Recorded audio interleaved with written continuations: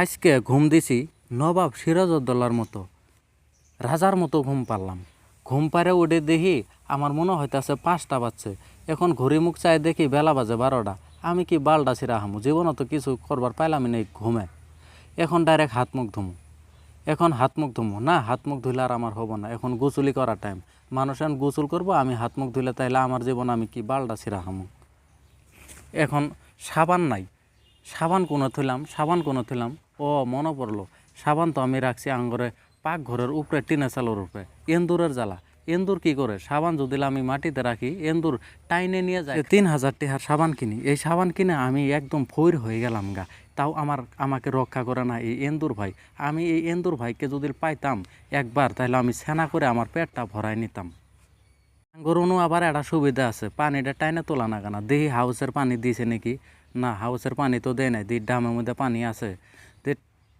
দেখি ড্রামের পানিটা, ড্রাম ঘুষায় দেখি ড্রামের ভিতরে একটুকু পানি নাই। এখন জ্বালা না, এখন কি করি? এখন আমি এই ড্রামে তো আর গোসল করা হবে না, তাই আমি এখন চলে যাব কোথায় জানেন? এখন আমি চলে যাব সাগর পাড়ে। তাই রাস্তার দিক দিয়ে একটু বাড়াইলাম, বুরাশ করতে করতে দেখেন নবাব সিরাজউদ্দৌলা বাড়াইতেছে। নবাব সিরাজউদ্দৌলা এত হনে বাড়াইতেছে বুরাশ করে করে। হাই রে সুখী জীবন রে, কি সুখী জীবন! এই সুখী জীবনের জন্য আমি তো একদিন মনে হয় আমার জীবনে কোনো বালডাই ছিঁড়া হামু না। গেতাছি বুরাশ করতে করতে, মানসা আমার মুখ চায়া আছে। এখন দেখি আবার জিও টেক করবার আইছে। হাই রে, আমার সকাল হইলো এখন, আর ওদের সকাল হয়েছিল 5টা বাজাত। দেখেন ওরা 5টা থেকে যে কাজে লাগছিল, আর আমি ঘুম থেকে উঠলাম 12টা বাজাত। আমি কি বালডায় কাজ করব এখন? দেখেন তো ভাই, দেখেন ভাই।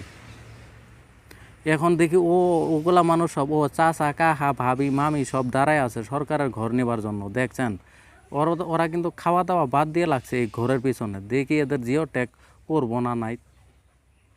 এখন আমি ওখানে আর দেরি না করে সরাসরি গেতাছি কোথায়, সাগর পারে।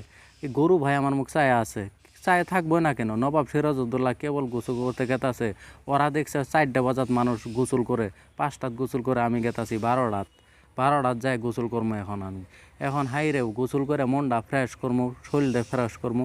ওই যে চাষি আবার কি করতেছে, চাষি মনে হয় টেনশনে আছে।